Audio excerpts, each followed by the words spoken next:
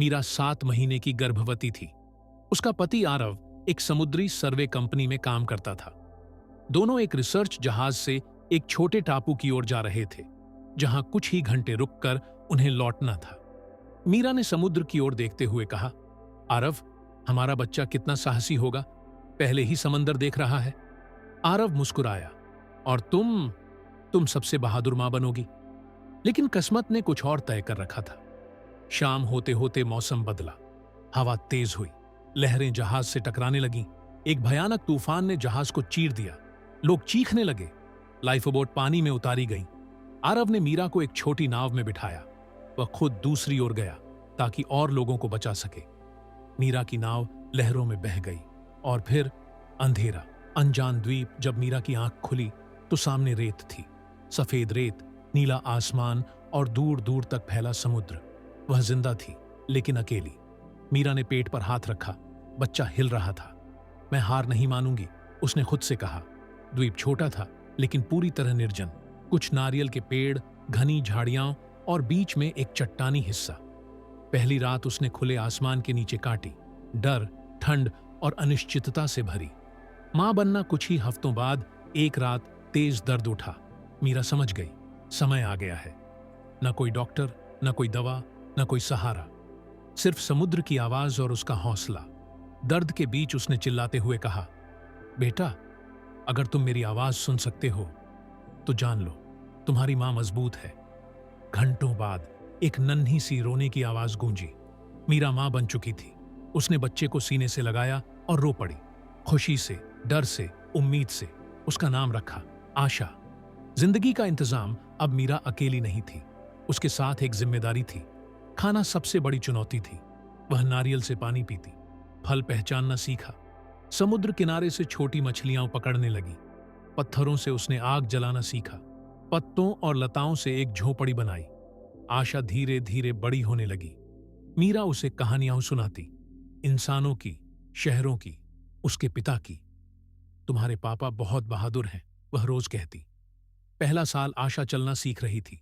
मीरा उसे गिरते पड़ते संभालती। कई रातें ऐसी आईं जब बारिश ने झोपड़ी गिरा दी। कई दिन ऐसे आए जब खाने को कुछ नहीं था। मीरा कमजोर होती जा रही थी, लेकिन उसका मन मजबूत था। कभी कभी वह समुद्र की ओर देखकर चिल्लाती, कोई है क्या? सिर्फ लहरें जवाब देती। बीमारी और डर। तीसरे साल आशा को तेज बुखार हुआ। मीरा की दुनिया हिल गई। उसने जंगल से जड़ी बूटियां खोजी, नारियल का पानी पिलाया, पूरी रात जागकर उसे गोद में रखा। तुम्हें कुछ नहीं होगा, मां यहां है, वह बुदबुदाती रही। कई दिनों बाद बुखार उतरा। मीरा ने उस दिन समझ लिया, मां की ताकत किसी दवा से कम नहीं, उम्मीद का दिया। हर साल मीरा समुद्र किनारे एक बड़ा आग का निशान बनाती, लकड़ियां जलाती, धुआं उठता। उम्मीद थी कि कोई जहाज देख ले। 5वें साल एक दिन दूर क्षितिज पर कुछ अलग दिखा, एक जहाज। मीरा दौड़ी, आग जलाई, चिल्लाई। जहाज रुका। एक छोटी नाव किनारे आई। जब लोग उतरे तो वे हैरान रह गए। एक महिला, एक बच्ची, जंगल के बीच। मीरा रो पड़ी। हम जिंदा हैं, बस यही कह पाई। वापसी मीरा और आशा को शहर लाया गया। जब मीरा 5 साल बाद शहर लौटी तो शहर वैसा नहीं था जैसा वह छोड़कर गई थी। ऊंची इमारतें, तेज आवाजें, दौड़ते लोग, सब कुछ बहुत तेज था। आशा मीरा की उंगली पकड़कर चल रही थी। हर चीज उसे डरावनी लग रही थी। गाड़ियां, लिफ्ट, लाइटें। मां, ये समुद्र क्यों नहीं है? आशा ने मासूमियत से पूछा। मीरा ने उसे गोद में उठाकर कहा, यह भी एक जंगल है बेटा, बस पेड़ों की जगह लोग हैं। अस्पताल में डॉक्टरों ने मीरा को बताया कि वह शारीरिक रूप से तो ठीक है, लेकिन मानसिक घाव अभी भी गहरे हैं। रात में मीरा नींद में चिल्ला उठती। उसे लगता वह फिर उसी द्वीप पर है, अकेली, अंधेरे में, बच्चे को बचाने की कोशिश करती हुई। आरव की चुप्पी।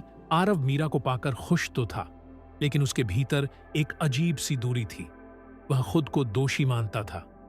अगर मैं उस दिन तुम्हें नाव में अकेला न छोड़ता, वह अक्सर यही सोचता। मीरा सब समझती थी, लेकिन शब्द नहीं मिलते थे।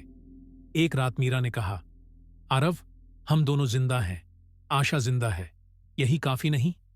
आरव की आंखों में आंसू आ गए। तुमने जो सहा, मैं उसकी कल्पना भी नहीं कर सकता। मीरा ने धीरे से कहा, कल्पना मत करो, बस हमारे साथ चलो। आशा को स्कूल में दाखिला दिलाया गया। पहले दिन वह डर गई। इतने बच्चे, इतनी आवाजें। एक बच्चे ने उससे पूछा, तुम पहले कहाँ रहती थी? आशा ने सहजता से कहा, आइलैंड पर। सब हंस पड़े। उस दिन आशा रोते हुए घर आई। मां, मैं अलग हूं क्या? मीरा ने उसे सीने से लगाया। तुम अलग नहीं हो बेटा, तुम मजबूत हो। लेकिन मीरा जानती थी, दुनिया मजबूत लोगों को भी कभी कभी तोड़ देती है। मीडिया और सवाल मीरा की कहानी मीडिया तक पहुंच चुकी थी। टीवी चैनल, इंटरव्यू, कैमरे। आप 5 साल अकेली कैसे रहीं? आपने बच्चे को कैसे जन्म दिया? क्या आप टूट नहीं गई थीं? मीरा हर सवाल पर शांत रहती, लेकिन भीतर कुछ चुभता।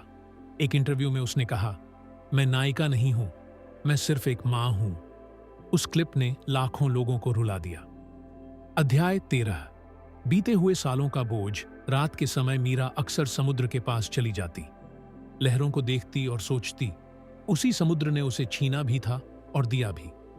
कई बार वह खुद से सवाल करती, क्या मैं वही मीरा हूं जो 5 साल पहले थी? जवाब मिलता, नहीं।